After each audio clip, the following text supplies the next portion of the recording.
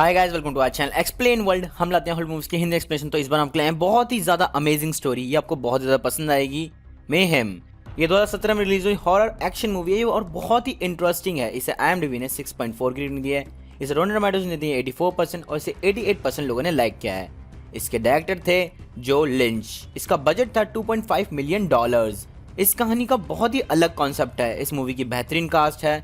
Samara waving जिन्होंने role play किया है मेलेनी का, और स्टीवन वेन्यू ने रोल प्ले किया डेरेक चो का, स्टीवन ब्रांड ने रोल प्ले किया जॉन टावर का, और कैरोलाइन ने रोल प्ले किया कारा का। और भी कई इंटरेस्टिंग कैरेक्टर्स हैं इस मूवी में। सपोज करो कि आप एक बिल्डिंग में 8 घंटों के लिए क्वारंटाइन हो जाओ और अंदर सब एक दूसरे को पागलों की तरह मार रहे हैं। इस सिचुएशन में सर्वाइव करना बहुत मुश्किल है। चलिए इस इंटरेस्टिंग टॉपिक के साथ कहानी की शुरुआत करें।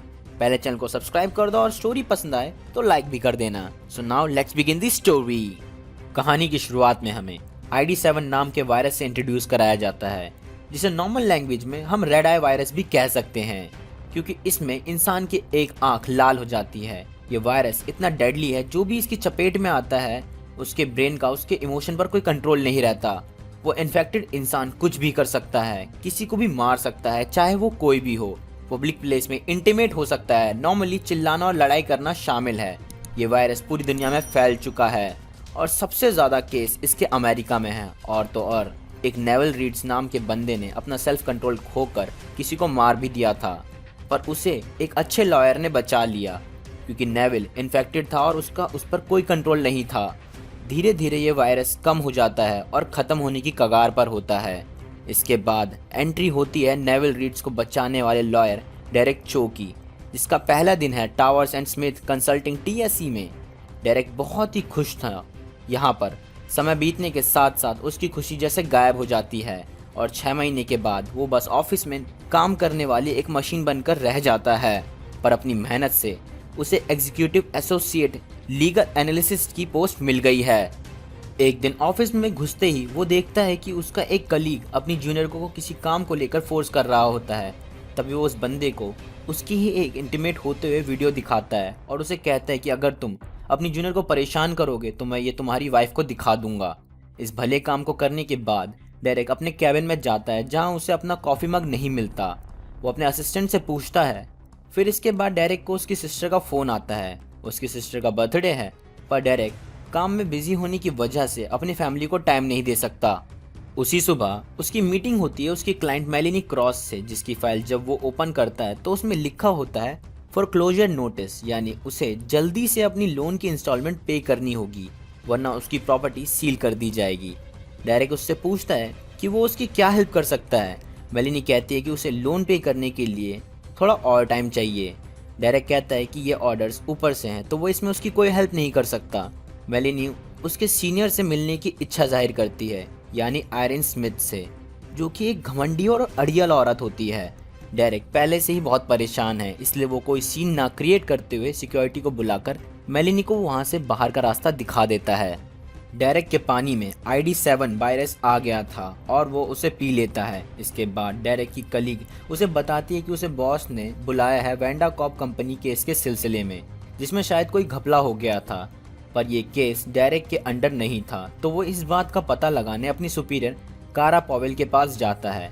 उसी दौरान हमें दिखाई देता है कि डेरेक ने जिस आदमी को डराया था उसकी एक आंख लाल हो गई थी और वो गुस्से भरी नज़रों से डेरेक की तरफ देख रहा था। डेरेक ऊपर कारा के पास आता है। सबसे पहले कारा के बारे में एक बात बता दूँ, वो सबसे बुरी औरत है। उसका पूरा ध्यान काम की बजाय दूसरों के प्रमोशन रुकवाने में, अपनी गलतियां दूसरों पर डालने में रहता है। वो बहुत बड़ी सेल्फिश है। और हाँ, इसका दूसरा नाम द सायरन है, क्योंकि ये बॉस के कान भरती है और उन्हें अपनी बात मनवाने के लिए कन्विंस करती है। डेरेक कारा के कैबिन में पहुंचकर उससे पूछता है जो रायता उसने फैलाया है वो इसमें उसे क्यों खींच रही है। कारा कहती है कि डेरेक, मेरा इसमें कोई रोल नहीं है, तुम्हारा नाम ही डिस्ट्रीब्यूटर शीट में है, जो कि शायद कारा की कोई चाल थी। पर डेरेक इस चाल में ना फंसते हुए बॉस के पास जाने के लिए कहता है। कारा बॉस के पास यानी जॉन टावर के पास जाते वक्त डेरेक को डराती है। टावर के पास पहुंचने पर वो उन दोनों को एक ड्राइंग दिखाता है, जिसमें 3 सोल्जर्स बॉम्ब से बच के भाग रहे हैं। टावर उन दोनों से एक सवाल पूछता है कि ये बॉम्ब ब्लास्ट होने ही वाला है, तो ये लोग अब बच कैसे सकते हैं। कारा तो है ही चाम घुमा के जवाब देने में। वो कहती है कि किसी एक को बॉम्ब को ब्लास्ट होने से रोकना होगा, यानी सेक्रीफाइस करना होगा। डेरेक इस बात को काटते हुए कहता है कि वो सेक्रीफाइस शायद किसी लेडी को करना चाहिए। टावर उसे बाहर जाने के लिए कहता है। डेरेक समझ चुका था कि अब कारा टावर को उसके खिलाफ भड़काएगी। फिर डेरेक अपनी प्रॉब्लम अपने दोस्त इवान को बताता है। इवान उसे शांत रहने के लिए कहता है और कहता है सब ठीक हो जाएगा। तभी वहाँ कारा आके डेरेक को बताती है कि कमेटी में तुम्हें फायर करने के ऊपर डिस्कशन चल रहा है। डेरेक बहुत टेंशन में आ जाता है। फिर डेरेक के कैबिन में ह्यूमन रिसोर्सेज चीफ लेस्टर आता है, जिसे द रीपर भी कहते हैं। लेस्टर डेरेक को बताता है कि कंपनी ने तुम्हें फायर कर दिया है, पर तुम्हें बहुत सारा पैसा देने के लिए रेडी है अगर तुम वेंडा कॉप घपले की रिस्पॉन्सिबिलिटी अपने ऊपर ले लो तो। डेरेक ये करने से तुरंत मना कर देता है, क्योंकि पहले तो उसने ऐसा कुछ नहीं किया और ये करने से उसके करियर को खतरा हो सकता है और ये घपला बहुत बड़ा है, इसलिए कंपनी उस पर बहुत ही बड़ा एक्शन ले सकती है।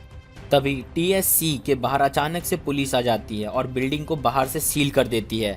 उस समय कमेटी मेंबर्स के आगे एक लाइव टेलीकास्ट होता है, जिसमें हेल्थ ऑफिसर कहती है कि वो लोग टीएससी को 8 घंटे के लिए क्वारंटाइन में डाल रहे हैं, क्योंकि उन्हें बिल्डिंग में ID7 वायरस के ट्रेसेस मिले थे और 8 घंटे बाद वायरस अपने आप खत्म हो जाएगा।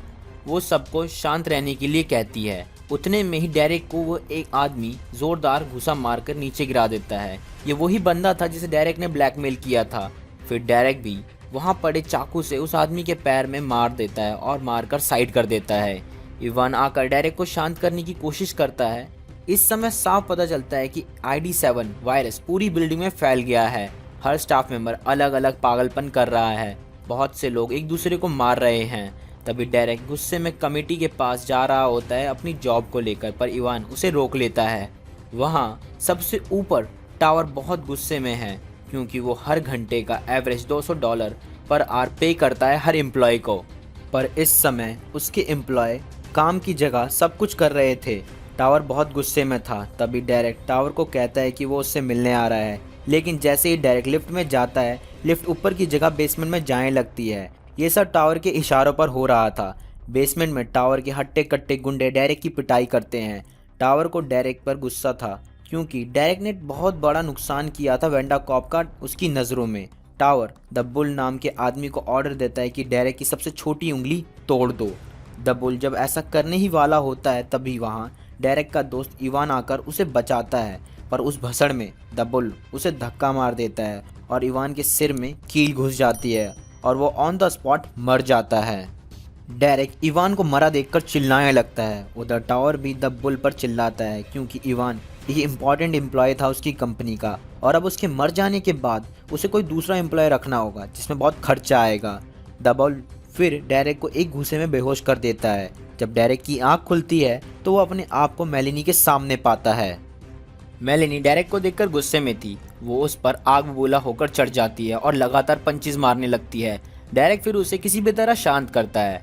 डेरेक मेलेनी से डील करता है। वो कहता है कि तुम मेरी यहाँ से निकलने और ऊपर जाने में हेल्प करो, मैं तुम्हें आयरन स्माइथ ला के दूंगा, जिसके सिग्नेचर से तुम्हारा घर बच जाएगा। मेलेनी डेरेक की बात मान जाती है। डेरेक का प्लान था अब कंपनी को बर्बाद करने का, खासकर से टावर को। तभी डेरेक वहाँ पर टेलीफोन के पार्ट्स को जोड़कर टेलीफोन बनाता है और कांटेक्ट करता है वेंडा कॉप के सीईओ को। वेंडा कॉप का सीईओ टावर को भी लाइन पर लेता है। डेरेक वेंडा कॉप को बता देता है कि टीएससी ने आप लोगों के साथ बहुत बड़ा घपला किया, जिसका इल्ज़ाम ये मुझ पर लगा रहे हैं, पर इसका असली गुनहगार जॉन टावर है। तभी वो सीईओ टीएससी के साथ वेंडा कॉप का कॉन्ट्रैक्ट फाड़ देता है। टावर गुस्से में 2 आदमी भेजता है डेरेक को मारने के लिए, पर डेरेक और मेलेनी उन्हें ही अच्छा सबक सिखा देते हैं और अच्छी तरह पीट डालते हैं। डेरेक को पता था कि अगर वो कुछ भी करे, कोर्ट उन पर कोई लीगल एक्शन नहीं लेगी, क्योंकि उनका खुद पर कंट्रोल नहीं है। डेरेक का कहना था कि उन्हें टावर तक पहुंचने के लिए 2 की कार्ड्स की ज़रूरत होगी। एक की कार्ड जो कि लेस्टर के पास है, वो 3rd फ्लोर पर बैठता है और दूसरा कारा के पास है, वो 7th फ्लोर पर बैठती है। दोनों वहाँ पर पड़े टूल्स को उठाकर रेडी होते हैं एक बहुत बड़ी जंग के लिए। मेलेनी एक नेल गन लेती है और डेरेक के पास तो है ही हथौड़ा। चलो चले बैंड बजाने। वो दोनों 3rd फ्लोर पर पहुंचते हैं। उन्हें लेस्टर दिखता है। वो उसे आंखों आंखों में डराते हैं। मेलेनी उस पर एक कील फायर करती है, पर वो बच जाता है और भागकर अपने कैबिन में छुप जाता है। पीछे से 2 गार्ड्स आते हैं। उनमें से एक मेलेनी को खींचकर नीचे गिरा देता है। डेरेक वहीं पर छुप जाता है। तभी लेस्टर बाहर आकर घायल मेलिनी को मारता है और कहता है कि ऑफिस में बहुत भेदभाव होता है जेंडर को लेकर, पर मैं नहीं करता, सबको सेम पनिशमेंट मिलेगी। डेरेक तुरंत एक एक करके दोनों गार्ड्स को मार देता है और मेलिनी को बचाता है। डेरेक लेस्टर के ऑफिस में जाके उसे धमकी देता है कि अगर उसने की कार्ड नहीं दिया तो वो मारा जाएगा। लेस्टर की कार्ड टेबल पर रखता है और जब डेरेक की कार्ड उठाने जाता है तभी लेस्टर उसके हाथ पर कैंची से वार करता है और टेबल के आर पार कर देता है। फिर वो तुरंत मेलिनी को मारने लगता है। मेलिनी अपनी इलेक्ट्रिक सॉ से लेस्टर की छाती पर अटैक करती है जिससे उसके चिथड़े चिथड़े हो जाते हैं। ये सीन वैसे कमज़ोर दिल वालों के लिए नहीं था। लेस्टर के मर जाने के बाद मेलिनी डेरेक के हाथ से कैंची निकालती है जो कि बहुत ही दर्दनाक होता है। इसके बाद डेरेक कुछ प्रिंटआउट्स निकाल कर टावर को कॉल करता है और कहता है कि वो उसे एक्सपोज कर देगा। उसके पास टावर के सारे गलत कामों के सबूत हैं और तो और नेविल रीड्स का केस भी उसी ने हैंडल किया था। टावर ये सब देखकर डर जाता है। वो तुरंत कारा को कॉल करता है और उसे कहता है कि मैं तुम्हें अपना पार्टनर बनाऊंगा अगर तुम डेरेक को की कार्ड ना दो तो। कारा खुश होकर मान जाती है और अपना की कार्ड अपनी असिस्टेंट को छुपाने के लिए देती है। हेल्थ ऑफिसर बार बार टावर को शांत रहने और शांति बनाए रखने के इंस्ट्रक्शन देती है और टावर उसके बार बार कहने पर गुस्सा हो जाता है और टीवी तोड़ देता है। फिर टावर एक अनाउंसमेंट करता है कि जो कोई भी डेरेक को जिंदा या मुर्दा पकड़ेगा वो उसे $4.5 लाख का इनाम देगा। सिर्फ अब 4 घंटे रह गए हैं क्वारंटाइन ख़त्म होने में। डेरेक मेलिनी के साथ 7th फ्लोर पर जाता है जहां घोर सन्नाटा है। फिर वहां कारा आती है और स्टाफ का हर मेंबर डेरेक को मारना चाहता है क्योंकि उन्हें इनाम चाहिए। डेरेक पहले सबको वार्न करता है पर उनके पीछे ना हटने पर शुरू होता है संग्राम। डेरेक और मेलिनी मिलकर उन सबको खूब मारते हैं। तब हमें डेरेक के अंदर का वो जानवर दिखता है जो कब से गुस्से से भरा हुआ था। उन सबको मारने के बाद वो दोनों कारा के पास जाते हैं। कारा डरी हुई थी। वो डेरेक से डील करती है, अगर उसने उसे कुछ नहीं किया तो वो उसे की कार्ड देगी। डेरेक मान जाता है। कारा अपने असिस्टेंट मैग को कार्ड लाने के लिए कहती है। मैग कार्ड तो लेकर आती है पर वो पूरी तरह डैमेज होता है। कारा इसके पीछे की वजह पूछती है। मैग बताती है कि टावर को लग रहा था कि कारा उन्हें धोखा दे सकती है, इसलिए उसने मैग को कार्ड डैमेज करने के बदले बहुत सारे पैसे ऑफर किए। अब ये दोनों ऊपर नहीं जा पाएंगे। कारा मैग पर चिल्लाने लगती है। फिर दोनों में लड़ाई हो जाती है और मैग कारा की जीप काट डालती है और उसे मार देती है। डेरेक और मेलिनी शांत बैठे होते हैं। डेरेक मेलिनी के पेपर्स देखकर कहता है अगर इस पर ईराइन स्मिथ साइन कर दे तो लोन भरने का टाइम और मिल जाएगा। फिर टावर डेरेक को एक वीडियो भेजता है जिसमें वो इवान की बॉडी पर पेशाब कर रहा होता है। डेरेक ये देखकर बहुत दुखी होता है। उसके दोस्त के साथ ये बहुत घटिया व्यवहार हो रहा होता है। दोनों बहुत दर्द और दुख में थे। तभी वो धीरे धीरे एक दूसरे के साथ इंटीमेट होते हैं। बिल्डिंग के अंदर का हाल बहुत ख़राब था। तभी डेरेक को एक आइडिया आता है। वो अपनी ही कंपनी के एक हैकर के पास जाता है और उसे कहता है कि अगर तुमने मेरा काम नहीं किया तो मैं तुम्हें मार दूंगा। वो हैकर को आयरिन स्मिथ का कंप्यूटर हैक करने के लिए कहता है। हैकर पहले आयरिन का कंप्यूटर हैंग करता है और फिर आयरिन को कॉल करके उसे एक कंप्रेस फाइल इंस्टॉल करने के लिए कहता है, जिसे आयरिन इंस्टॉल करती है क्योंकि उसे लग रहा था कि इससे उसका कंप्यूटर ठीक हो जाएगा। पर वो हैकर को एक्सेस मिल जाता है और वो आयरिन के कंप्यूटर की सारी फाइल्स अपनी ड्राइव में ट्रांसफ़र करके डिलीट कर देता है।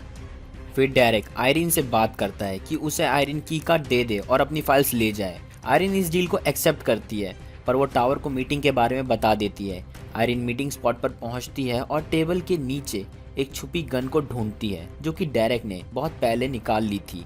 डेरेक कहता भी है बॉस से ज़्यादा एम्प्लॉय समझदार होते हैं क्योंकि कंपनी को असल में वो ही चलाते हैं। डेरेक कहता है कि उसे की कार्ड दे और फाइल्स ले पर इससे पहले मेलिनी के नोटिस पर साइन कर दे जिससे उसे लोन पे करने के लिए थोड़ा और टाइम मिल जाएगा। पर आयरीन कहती है कि अगर मैं साइन कर भी दूं तो ये एक्सेप्ट नहीं किया जाएगा क्योंकि उस समय ये प्रूव होगा कि मेरी दिमागी हालत ठीक नहीं थी। इस बात से मेलिनी गुस्सा होकर फाइल्स को डिस्ट्रॉय कर देती है। फिर मेलिनी आयरीन से लड़ने लग जाती है। तभी वहाँ पर टावर द्वारा भेजा हुआ दब्बुल आ जाता है। वो डेरेक को मारता है और उनकी बहुत खतरनाक फाइट होती है। दब्बुल डेरेक को अपने नकल से पीटता है। डेरेक को बहुत मार पड़ती है।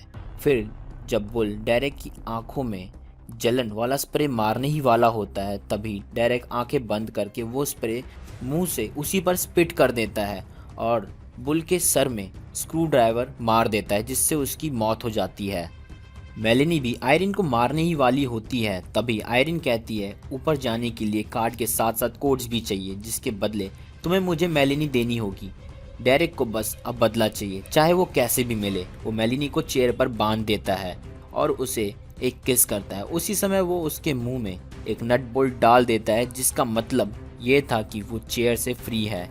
जैसे ही आयरिन कोड्स लिफ्ट में डालती है, वैसे ही पीछे से मेलेनी वहाँ आ जाती है और आयरिन को मार देती है।